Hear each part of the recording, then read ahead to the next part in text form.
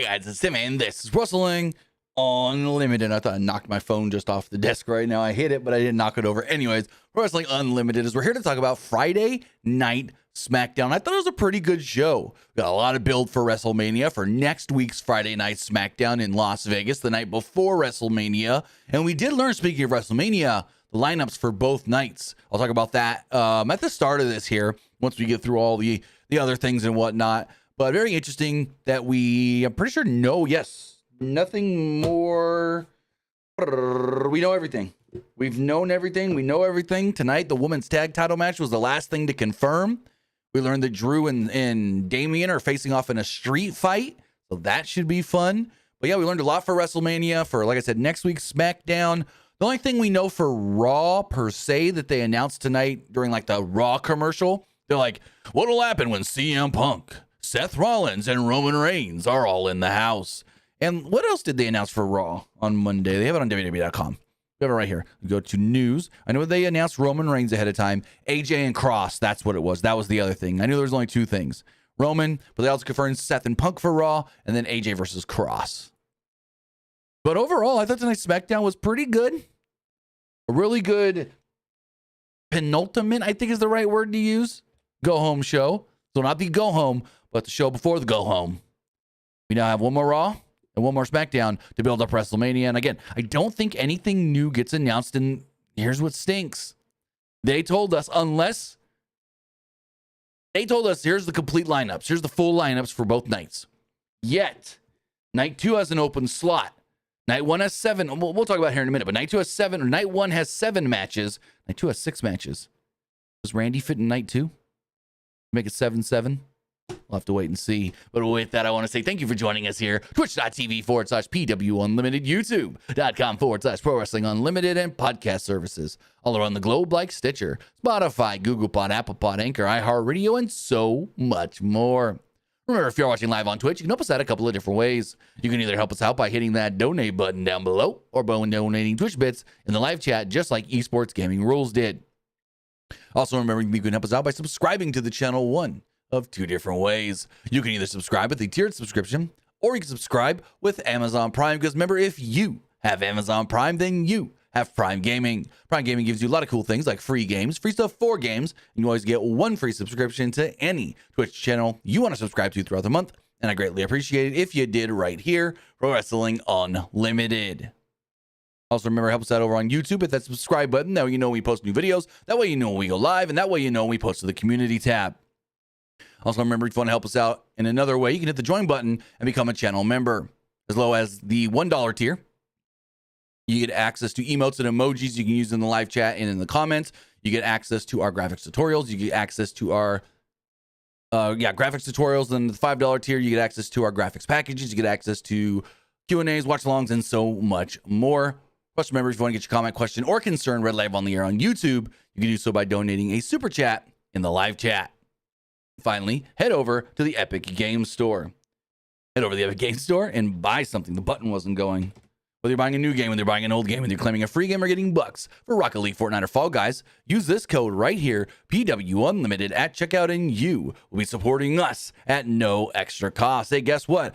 Epic Store just ended one sale, only to start a new sale. The spring sale is going on right now. The Epic Savings Sale, actually, I said that wrong. The Epic Savings Sale is going on right now as we speak. You can get games like Need for Speed Heat, 90% off, $6.99. Need for Speed Most Wanted, 75% off, $4.99. Get games like Bus Simulator 21 for only $13.99. Hot Wheels Unleashed for $5.99. What a steal right there. Hot Wheels Unleashed is amazing, amazing, amazing. And many, many other games. You got Mirror's Edge and Mirror's Edge Catalyst, both at $6.99. And just looking through here. Peggle for 99 cents. Oh, I might have to check that out. I might have to pick that up. Peggle for 99 cents. I think I might already have Peggle. I got to double check. Whew, what a deal. But when you're getting anything on the Epic Game Store, or you're getting something for an Epic game, like Rocket League, Fortnite, or Fall Guys, use our code PW Unlimited at checkout, whether you're on your PlayStation, your Xbox, your Nintendo, your phone, your tablet, or your computer. I'm trying to think if there's anything else. My mind went blank for a second. Use our code PWUNLIMITED. That's PW Unlimited for all Epic Games and Epic Game Store purchases. And for some reason, there it goes. But as far as Smackdown does go, I want to get through esports gaming rules and his bit donations first. He says, I finally watched the WrestleMania 9 documentary, and I find it amazing to watch WWE has same behind-the-scenes stuff about the relationship between WWE, Vegas, Caesar's Palace, and the truth behind Hogan's black eye. I'll get to that in a second. And Hogan becoming WWE, he means champion. He just says WWE at the end of the event, and WWE paid tribute to Nick Khan, who was the WrestleMania 9 and become the president of WWE. So a couple of things to unpack here. If you haven't watched the Becoming a Spectacle WrestleMania 9 documentary that released on Peacock this morning, I will say for what it is, it's a good documentary. As documentaries go, it's just okay. Like, I've seen better documentaries. WWE has produced better documentaries. Peacock has produced better documentaries. But for what this was supposed to be, I thought it was pretty good. I enjoyed my hour and 40-something, 50 minutes watching this, almost 2 hours. But a couple of things he said here. Find it amazing WWE has the behind-the-scenes stuff. So this was the first show that WWE said, hey, get extra cameras and just start filming stuff. This was the first event, at least they say, that WWE truly filmed content as BTS, behind-the-scenes content. With all that, he also says the relationship between WWE, Vegas, and Caesar's Palace. So that's a big thing, too. They talk about how Caesar's Palace had a big, I want to say, Evander Holyfield fight coming up, or Roy Jones. I can't remember who it was. They had a big fight coming up, and they needed a promoter that knows how to promote, I guess you could say, combat sports. So they called Vince. Vince helped promote it. They pumped it up on WWE programming, primetime wrestling, and so on, many other programs, and it worked. So then they said, hey, Vegas then isn't what Vegas is now. Yes, they had like singers, and you'd go there and you'd go to see concerts and this, that from the Vegas acts. But it wasn't like everybody going to Vegas because that's the place to be as far as you want to go and put on a big show. You want to go have a big event. It really wasn't that yet. But WWE said, hey, you guys are looking for things? We got you. They went out and they talked to Caesar's Palace. They already had a relationship with them. Bada bing, bada boom. There you go. Vince was all what the hell with the stadium they were given, or the arena area, which is really just a parking lot with bleacher seats. And Vince goes, you know what? We're going to have to jizz it up. We're going to have to spend some money and make it look good. And that was also the first show that WWE did that really had a big theme around it. So they themed it around the Roman Empire. Since it was Caesar's Palace, they made the arena area look like a Roman Colosseum. Spent $100,000 to do so. Anything about the truth, quote unquote, behind Hogan's black eye. That's what Hogan wants us to know. That's the story Hogan is going to tell and Beefcake is going to tell. Whether it's actually true or not, I don't know. The rumor has always been that he got into a fight with Macho and Macho punched him in the face. But then Hogan says, I've never gotten into an actual fist fight with Macho. So you got to believe what you want to believe. And then also the Nick Khan thing. I don't know if that's paying tribute. It's more just like, hey, Nick Khan was at WrestleMania 9, and now he runs the company. Cool. Some other things here. Esports Gaming Rule says, I think the WWE Universe is going to be amazed by the design of the WrestleMania 41 stage when it is revealed in Vegas. Well, how do you know? Do you know what it's going to look like? You got the inside scoop here, Esports Gaming Rules? Because you could have said that about any WrestleMania stage before you saw it. And then, well, WrestleMania 35. It's just a big-ass screen. A lot of people before that was like, oh, they're going into this big building. MetLife Stadium. They could build something cool here. And then it was just a big screen. So to say, I think the WWE Universe is going to be amazed. To use those words, I think and amazed. You know something I don't know about this stage? Oh. And then finally says, did you see The Rock's new Instagram post on he is wearing a New Japan shirt? Don't freak out. Don't freak us out. And The Rock teasing a WWE New Japan partnership. Well, he's not teasing a WWE New Japan partnership that we know of. I don't know what him wearing the New Japan shirt means, and him with the Rubik's Cube being stumped. I don't know what that means. But when it comes to posting on social media and it's wrestling related, Rock usually doesn't post for just nothing. It's not like, oh, hey, I did a Make-A-Wish thing today. Here's this. Or, oh, hey, I'm at my house. Crack open some Terramana. Let's take a drink together. Random. Oh, hey, my kids wanted me to watch a movie with them. Now they're doing my makeup. Random. But when it comes to wrestling-related posts, Rock usually doesn't post just for the hell of it. Rock wearing that New Japan shirt, I believe, was for a reason. If you haven't seen the post, I'll pull it up right here. Let's go to Instagram. Let's pull this up on the screen in case you haven't seen it. There's audio with it and everything, but you don't need to see the audio or hear the audio. The Rock posted this video on his Instagram. We'll watch it here. Is it going to play? Oh, it is playing. So he's like all stumped by this Rubik's Cube, right? Wearing that New Japan Pro Wrestling shirt. He's looking around. He's looking around. Even Natty commented right here, says New Japan. He's like all stumped. Oh, wait, no, maybe. Twist it. No. Ain't got it. But what the frick does this mean? We don't know.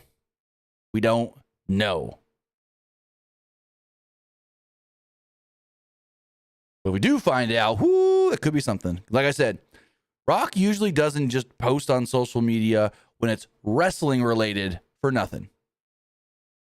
Like I know a week ago or so, he posted pictures, I miss my dog that I had for 9 years that passed away. Or he's just like, we're like this post right here. Hey, Terramana, 5 years of Terramana, crack it open, let's take a drink. Like random kind of, whatever. So, yeah. I feel like when it comes to wrestling related posts, they're far and few between now. Last year, there were a lot of them because he was involved in. But, yeah. I'll have to wait and see exactly what this all means.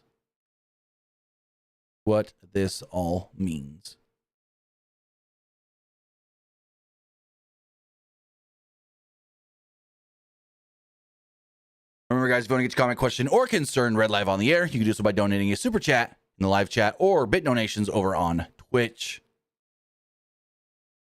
As far as Smackdown does go, the show opened up with Joe Tessitore welcoming us to Seattle, calling it the Emerald City. Then we got shots of Allegiant Stadium, but from the outside, not the inside. So here's the interesting thing about Allegiant Stadium. We got word and we got videos and everything that they were setting up for WrestleMania earlier this week, right?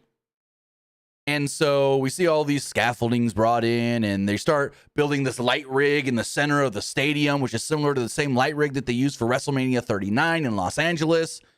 And then last night, there's a random ass concert there. The Killers with Wyclef Jean, I think his name is. So I'm like, oh.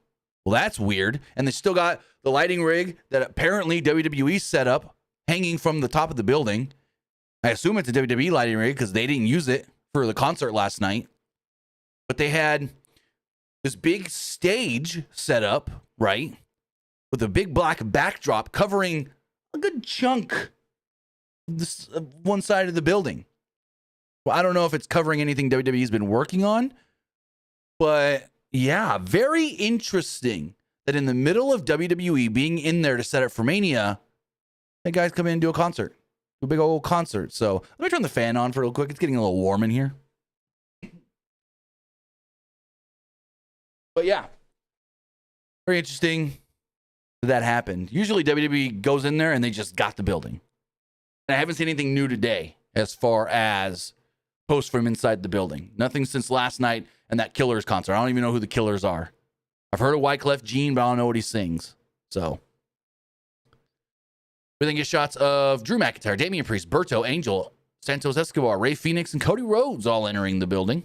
Footage of Kevin Owens' announcement last week, and Nick Aldis is in the middle of the ring.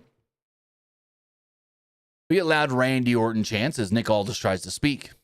Aldis said that he was instructed to maintain professionalism, regardless of what happened last week with Randy.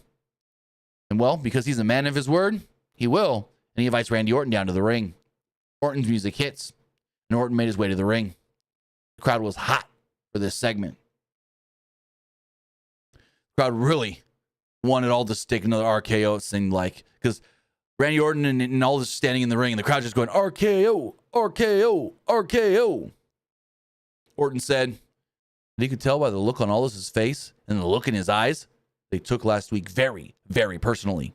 Orton recalled how he gave Aldis an RKO a year ago and paid a fine. Orton said he paid an extra fine too, and that counts for last week. Oh, well, we're even. Orton said that he wanted to speak to Aldis about not having a match at WrestleMania. He said it would be a travesty. Because me, going into this year's WrestleMania, it would be my 20th time competing at a WrestleMania, and I need this. Well, Aldis, do your job and get me an opponent. Orton said if he didn't, well, perhaps Aldis could lose his suit for the night and gear up. I'd love to see that. I would love to see Nick Aldis fight Randy Orton. Just have a match. Just come out of retirement for one night.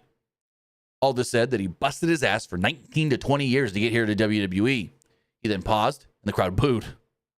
Aldis said that he didn't need Orton's money. He didn't need Orton's respect. The crowd chanted RKO. Orton said that Aldis has his respect. But if Aldis doesn't deliver on a match for Orton, he can't apologize to Mickie James for what he's going to do to her husband. He doesn't get the job done. Then out comes, Solo Sikoa and Tama Tonga. And I'm like, oh, please don't be Solo and Randy. Please don't be, wait. I'll take Solo and Tama Tonga. Heck yeah, I'll take Solo and Tama Tonga. I mean, Randy and Tama Tonga. But not Solo. Screw that. Tama, heck yeah. I've always kind of compared the two. I've always thought the two were, I wouldn't say similar, but their styles were kind of similar. They're both slow, methodical guys. And of course, Tama Tonga used a cutter and RKO style move in New Japan, but that's beside the point. Sikoa told Aldis to tell Orton to get out of his ring. Sikoa said nobody wanted to hear Orton cry about Mania. Sikoa said nobody cares if Orton has a match or not. It's over for Randy Orton because he's in the past. Sikoa said that Jacob going to walk in to WrestleMania challenging for the U.S. title and walking out with the belt. Well, Orton can just sit at home all by himself. Orton said it was funny that they had the balls to interrupt him. Orton talked about how he hears these voices in his head and they're knocking, inviting people to come into the ring. And maybe I beat two Samoan boys up right now. Sikoa and Tama Tonga stepped into the ring. But the numbers were too much for Orton until, L.A. Knight. LA Knight would come out the United States champion to make the save for Randy Orton. Knight and Orton got the best of the Samoans.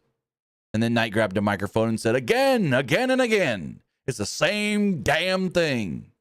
With Solo Sikoa and Tama Tonga. Knight then said, hey, I'm here ready to fight. Randy's here ready to fight. How about you two blokes meet us later on in the ring in a match? Aldis, what do you say? And Aldis was like, sure, let's go. So that was our main event of the night. LA Knight and Randy Orton taking on Solo Sikoa and Tama Tonga. Also, I thought it was funny, I forgot to mention it. Randy Orton's just like, you Solo, you yee Tonga. You call him yee Tonga. I laughed so hard. We got a slight little recap of Pat McAfee's Big Night that aired on YouTube and TikTok Live and is now available on Hulu with some behind-the-scenes footage. They then showed us Liv Morgan and Raquel Rodriguez making their way to the ring because, they're going to sit at ringside for the gauntlet match to determine their number one contenders. As far as what we saw on TV, this went about 20 minutes. TV time. It went longer if you count the commercial times and everything, but we didn't count that. So it starts off, Lyra Valkyria and Baszler, Shayna Baszler and Zoe Stark. Bayley and Baszler began the match with Baszler working Bayley's arm. Stark tagged in and kept the attention on Bayley's arm. Bayley came back with an arm drag, but Stark popped up with a clothesline and tagged Baszler back in. Valkyria then tagged in and landed a bridging suplex on Baszler for a 2. Baszler was on the outside. Valkyria set up for a dive, but Starks came off the top and cut her off. Baszler then suplexed Valkyria, and Stark came off the top with a neck breaker. Baszler then set Valkyria up, but Valkyria rolled through and pinned her to advance to the next round. The next round was Natalya and Maxine Dupree, and they're playing up how Maxine got them in this match on her own. And Natty actually didn't know until last Monday on Raw. So she didn't know that Maxine was going to do this. So this starts during the break. When we come back, this match is already in progress. Valkyria was in the ring with Natalya briefly until Bayley tagged in. Natty welcomed her with a twisting clothesline. Dupree then tagged into a loud pop from the crowd and hit a high crossbody and off the top rope and got a 2 off of it on Bayley. Dupree then fired up and landed a splash on both Bayley and Valkyria in the corner. Dupree then hit a reverse worm and an elbow. Bayley kicked out. Dupree then went for a sharpshooter, and Bayley rolled through and pinned her to pick up the victory. Bayley and Lyra move on to the next round. They take on Kaden Carter and Katana Chance, who rushed their way down to the ring. They were taking all the advantage of the tired, now 2 in the ring. They did some double team stuff on Bayley. After a little flurry of offense, Bayley hit an elbow on Carter for a 2. Valkyria tagged in, and Carter landed a running boot on Valkyria's head. Carter and Chance then hit the keg stand, but Valkyria kicked out. Carter landed a corkscrew dive on Bayley to the outside, and while in the ring, Valkyria landed the Nightwing on Chance and pinned her to pick up the victory. This then led to Meechin and B-Fab coming out next. They make their entrance as the show went to another break. Back from the break, B-Fab gave Valkyria a boot to the face. Meechin tagged in and went to work on Valkyria until Valkyria slowed Meechin down with the tag to Bayley. Meechin then didn't flinch and gave Bayley a tornado DDT and got a 2 off of it. B-Fab tagged in and kicked Bayley in the face. B-Fab then landed a sort of front neck breaker and got a 2 off of it. Meechin dropkicked Valkyria and hit a splash on her while she was on the outside. Meanwhile, in the ring, Bayley hit the Rose Plant on B-Fab, pinned her and advanced to the next round. And that next round was the final round, taking on the Secret Hervis, Piper Niven, and Alba Fire.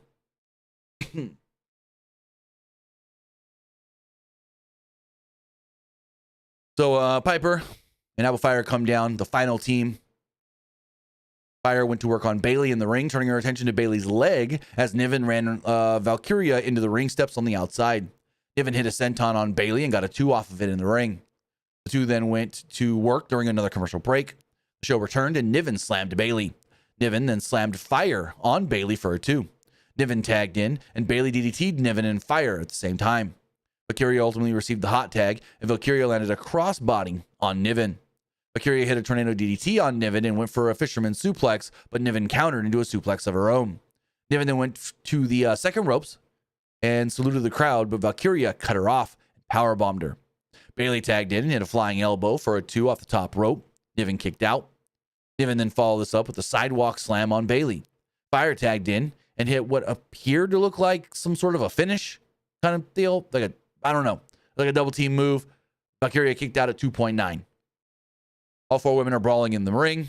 Bayley hit the Bayley to belly on Fire while Niven landed a headbutt on Valkyria. Valkyria then went to clothesline Niven over the top rope and she didn't go. Lyra then told her something just fall out of the ring, it looked like. And so she fell through the middle and top rope, Niven that is, to the outside. She then gets up on the apron and they set up a deal with like a power bomb on Niven to the floor. Fire then rolled Bayley up from behind with a near fall. Fire then lifted Bayley, but Bayley got loose and tagged in Valkyria. Bayley then hit the Rose Plant. Valkyria came off the top of the leg drop and pinned Alba Fire to pick up the win and earn the tag title shot at WrestleMania. So officially at WrestleMania, it will be the Judgment Days, Liv Morgan and Raquel Rodriguez defending the WWE Women's Tag Team Championships against the Women's Intercontinental Champion Lyra Valkyria and Bayley. This was fine. This was okay. It took up 20 minutes and it really didn't feel like all that bad. It was a nice, fine, 20, 30 minutes with breaks and whatnot. Sure. Not bad at all. Bang says Baszler's back. Baszler's never really gone. She was just not used a lot. But she's always backstage. Follow like Tiffany Stratton and Natty and Naya and stuff on social media. You'll see when they post from like the locker room. Shayna's always in the background. So after the match, Morgan and Rodriguez entered the ring. The two teams engaged in a stare down and were set. So then, without showing the footage, which you can find on all of our social platforms, Testator talked about there was a viral moment that was caught earlier today in the parking lot that has gone viral on social media. And because of it, Charlotte Flair has basically been sent home for the week. Didn't show us the video, though. I don't know why. Similar to when Cody got attacked by KO in the parking lot, they never showed us the video. They didn't get a recap of everything that's gone down so far with Damian Priest and Drew McIntyre, and the car spot from 2 weeks ago. And this led to a segment with Damian Priest and Drew McIntyre. They're supposed to have a face-to-face. Priest made his entrance. He was coming down to the ring. He got to the bottom of the ramp or the end of the ramp, and Drew attacks him, slamming his head multiple times into the LED boards. Priest was then helped to the back, and McIntyre jumped in the ring and grabbed a mic. McIntyre had his eye patch on using eye and seeing puns. And he talked about how, Damian thinks he got the better of me, and he pulls off the eye patch and says, I'm 100% cleared. He wants a street fight. He's got it. He's like, this is a year-long rematch in the making when he took my world championship. McIntyre, I don't know if he's supposed to be the heel here. I think he is, but the crowd was cheering everything he said. I think he's supposed to be the freaking heel. So Priest all of a sudden reappears. He starts coming out down the entrance ramp. He fought off officials who were trying to hold him back. He gets in the ring. Priest gave Drew a clothesline and a splash in the corner. Priest then clotheslined Drew over the top rope to the outside. While on the outside, McIntyre grabbed the steel steps and rammed them into Priest's head. Drew was then bleeding from something, I don't even know, and pushed the officials away. From there, McIntyre hit a future shock DDT on Priest on the ring steps. McIntyre then ripped off Priest's necklace that they said is a important piece of jewelry for him. And Drew's music hit to end the segment. Cool. Nice brawl. This is cool, but I don't know what the necklace means because they never told us what the necklace means. They just said that's an important necklace to Damian Priest, and Drew now stole it. First, Drew's stealing freaking friendship bracelets. Now he's stealing necklaces. Just call him the jewelry thief.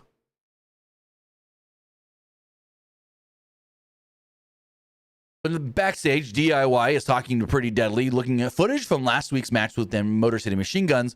Like, hey, they cheated. Look, bashed the head right into the exposed buckle. That ain't fair. That ain't right. What are we going to do about it?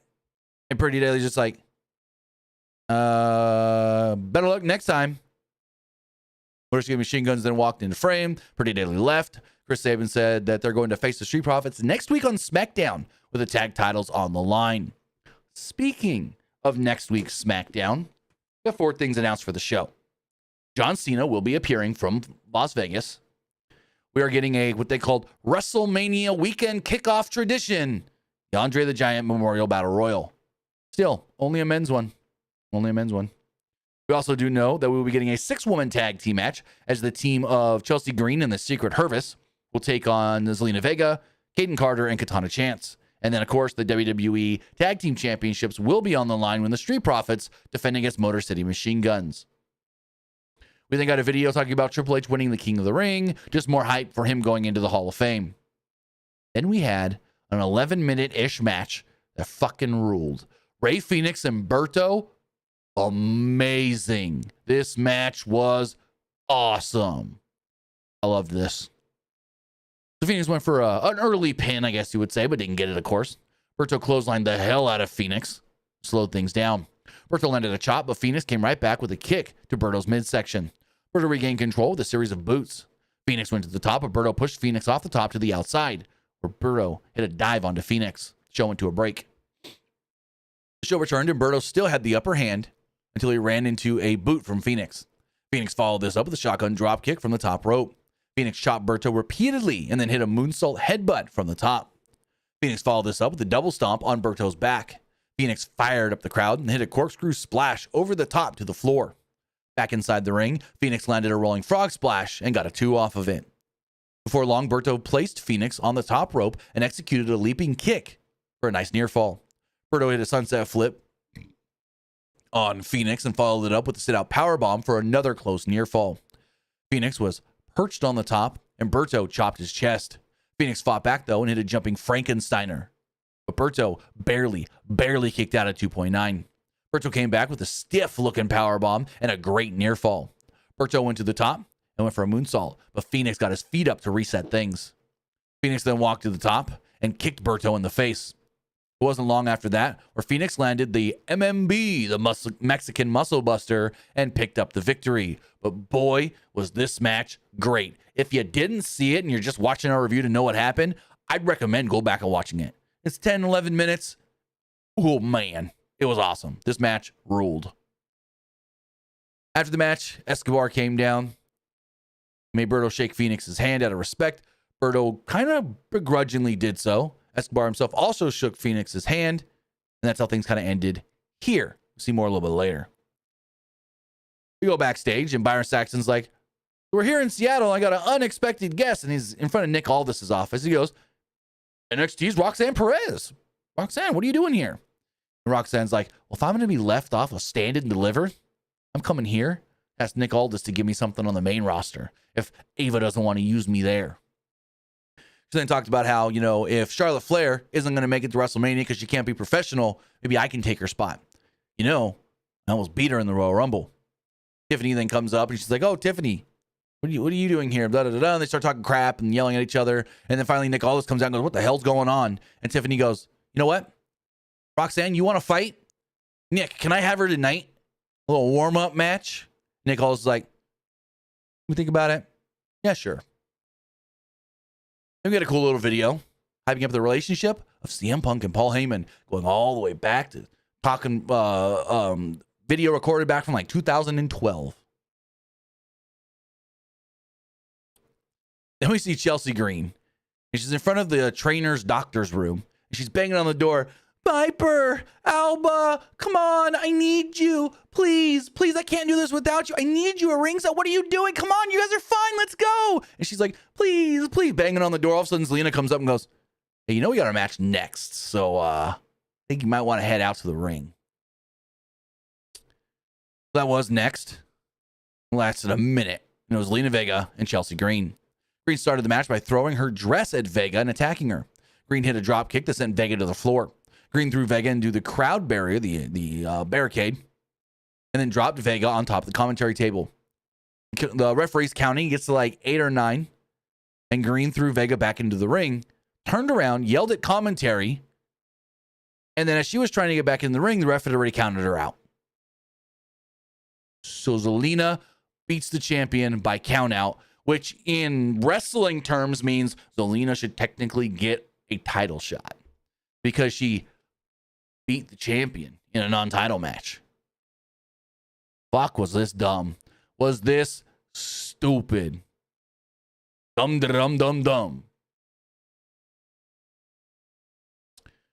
We go to the back, and Escobar's talking with Berto.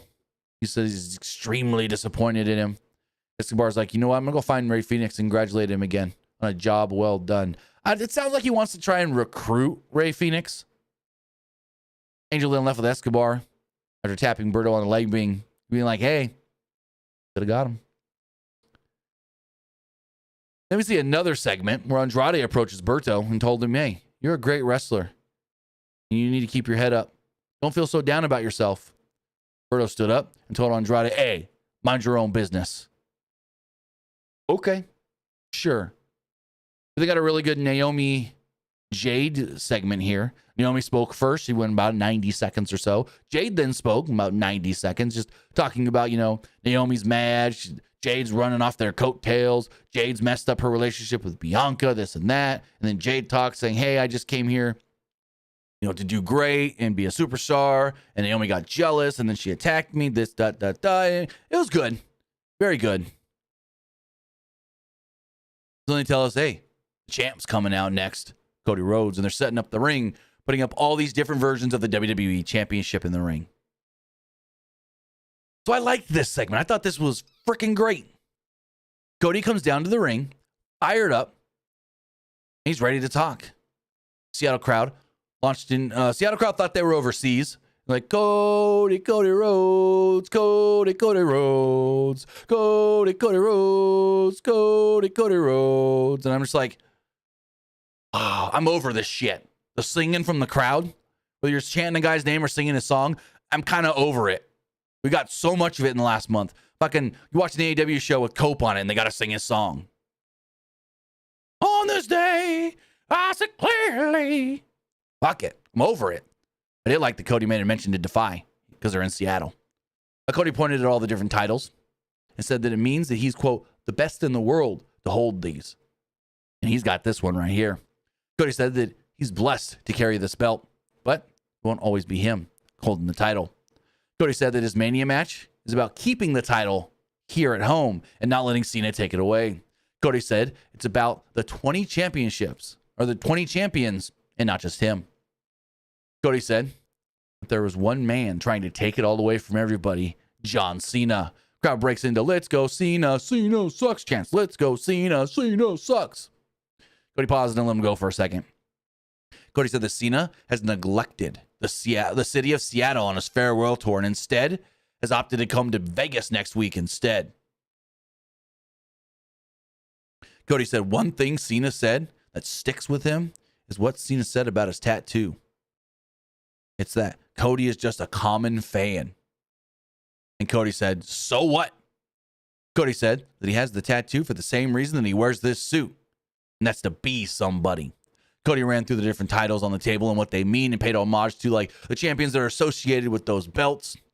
He even talked about the early 2000s title and referenced Latino Heat Eddie Guerrero. That got an Eddie chant from the crowd.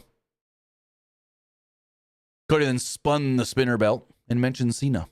Cody said that Cena looks at the spinner belt and considers it a bad thing, but Cody doesn't. Cody talked about how Cena and Cody, well, it's not authentic. But he said that he's the WWE champion, not John. Cody said that he might be able to teach John Cena a lesson. It's not that the crowd is allowed to love somebody else. Cody talks about all the other WWE stars. He said, hey, there's me, there's Kevin Owens, there's Randy Orton, there's Damian Priest, there's Liv Morgan, Rhea Ripley, Sami Zayn. We're all here to make each other better and do right by the fans. Crowd cheered. Cody said that Cena is a man of his word. So that means Cena means he actually is taking the title away. Cody looked into the camera and said the bell is going to ring, and he will leave Cena. And he will leave Cena to the ring to have his moment because Cody's time is now while Cena's time is up. Cody said one day his time will be up too, but that ain't now. Cody's time will stay home, and the title will stay with us. Also, Cody didn't mention Brock. And I'm like, oh, internet's about to explode. Good segment here. I thought this was really good. This is when we got the announcement of everything for next week. John Cena, Andre Battle Royal, 6-woman tag, and the tag title match. Speaking of the tag title match, Byron Saxton interviewed the champions, the Street Profits. Ford said, we like the Motor City Machine Guns. A reference how they don't care about a bunch of stuff. And for that reason, they don't deserve the titles. Dawkins said something about, go over there and glaze the IWC if you want to impress people. Mello and Miz walked up, and Miz is like, Byron, you can go. You can go. And this got dumb. Miz got mad because the Street Profits were, what's the word I'm looking for?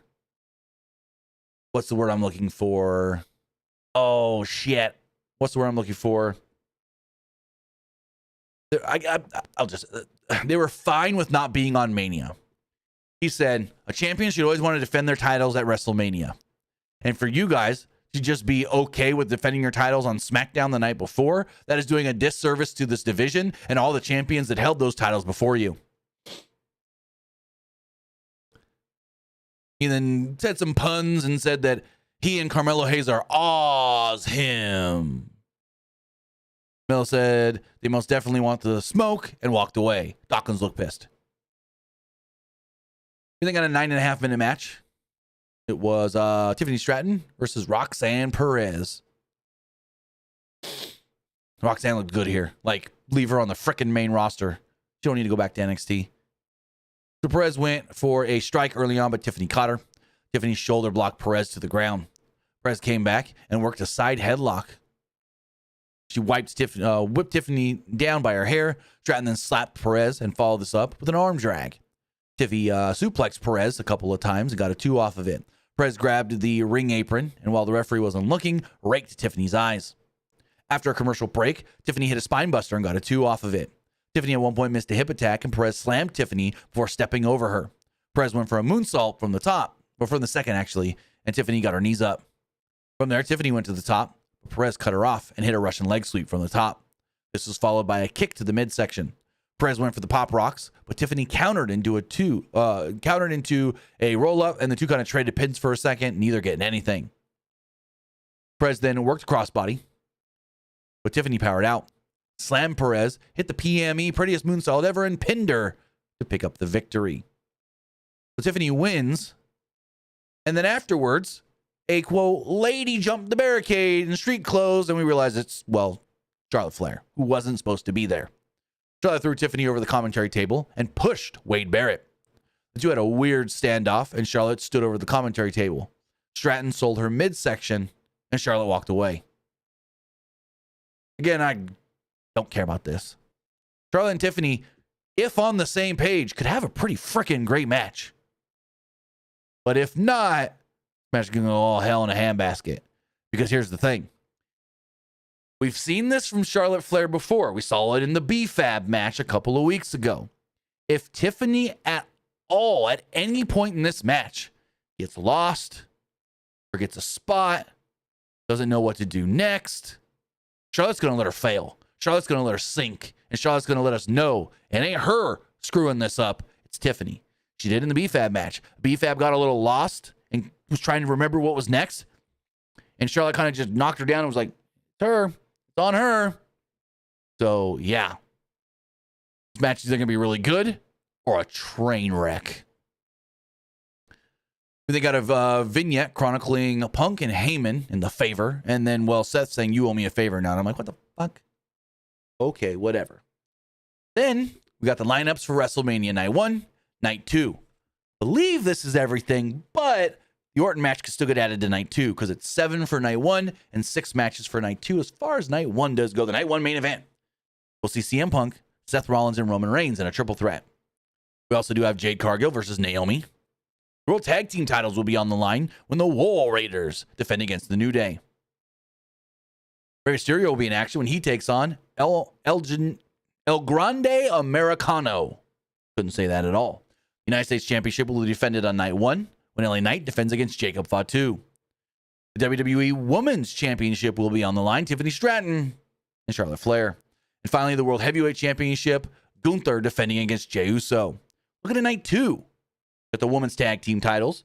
The Judgment Days, Liv Morgan and Raquel Rodriguez defending against Lyra Valkyria and Bayley. The Sin City Street Fight with Drew McIntyre and Damian Priest. The Intercontinental Championship 4-way, Braun Breaker, Penta, Finn Balor, and Dominic Mysterio, which Dom's the betting odds favorite to walk out IC champ. Give it to me, please. We got AJ Styles versus Logan Paul on Night 2. The Women's World Championship 3-way with Io Sky defending against Bianca Belair and Rhea Ripley. And finally, the Night 2 main event, the undisputed WWE Championship on the line. Cody Rhodes defending against John Cena.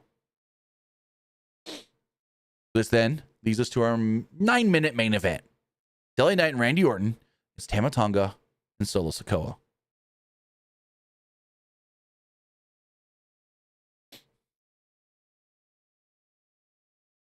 Give me 1 second.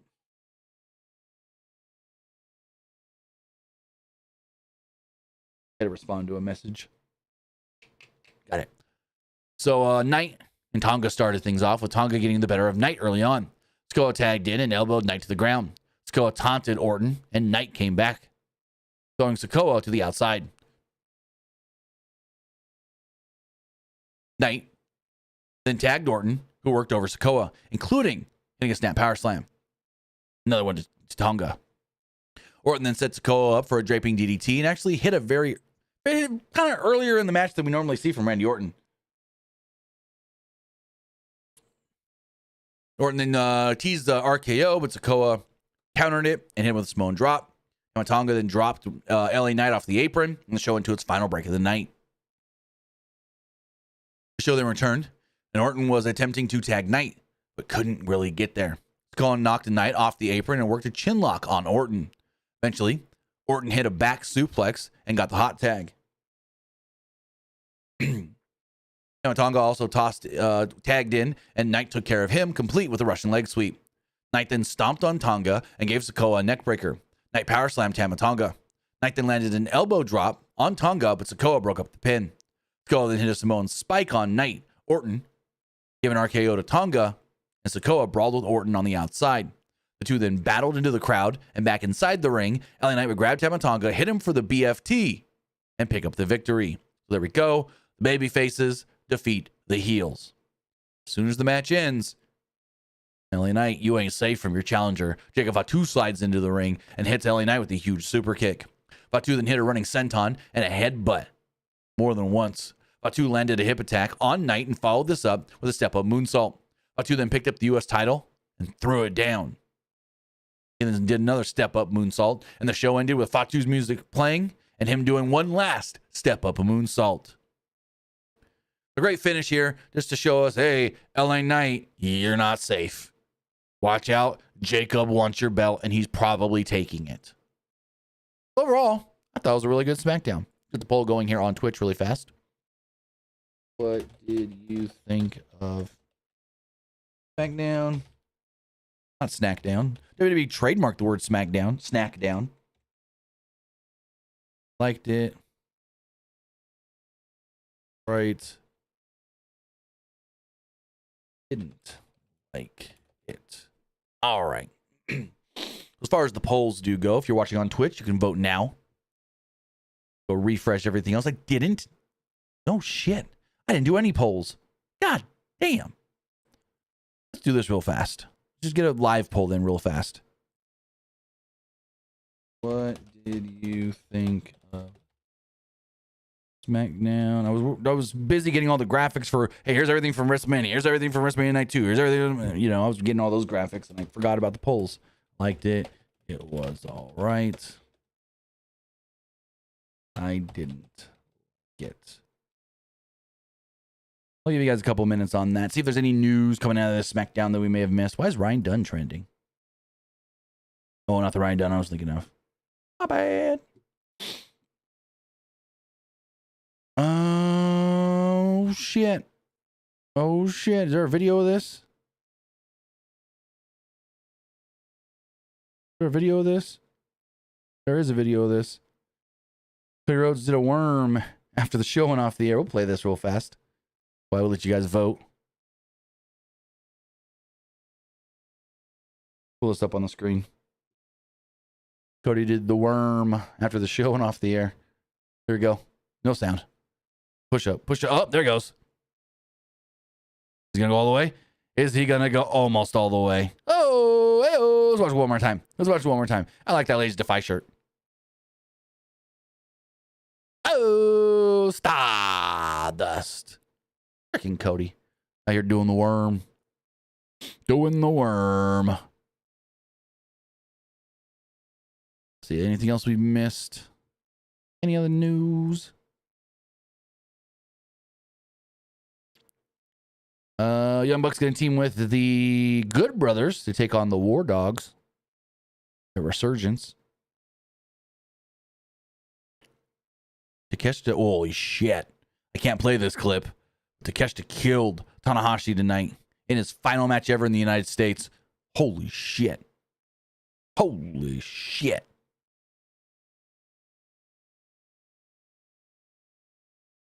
All right, let's check these polls real fast. As far as the Twitch poll, 60% liked the show, 40% didn't. And 83%, we only got like 5-6 votes. 83% on the live poll liked it, 17% thought it was just all right.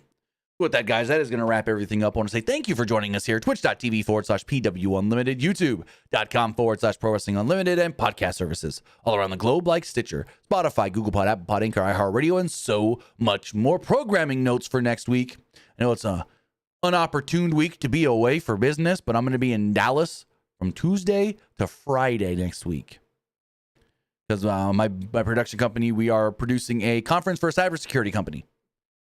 And so I got to leave on Tuesday, get there Wednesday for setup, be there Thursday for the conference, and then I come back on Tuesday or Friday. What does that mean? I will be doing the Raw review. Monday, just like all. Tuesday, news will come. Hit stuff. Hey guys, news. Wednesday the same, but no Dynamite review. Thursday, news the same way like that, but I should be back in time Friday for the SmackDown review. So you'll get your Monday Night Raw, final Raw before Mania review, final SmackDown before Mania review, and then we cover Mania all weekend. So just programming note, no Dynamite review next week. I won't be able to watch it. With that, guys, I want to say thank you for joining us here. Twitch.tv/PW Unlimited, YouTube.com/Pro Wrestling Unlimited, and podcast services all around the globe like Stitcher, Spotify, Google Pod, Apple Pod, Anchor, iHeartRadio, and so much more. With that, guys, have a great rest of your night. Have a great weekend, and I'll see you next time. Have a good one, guys.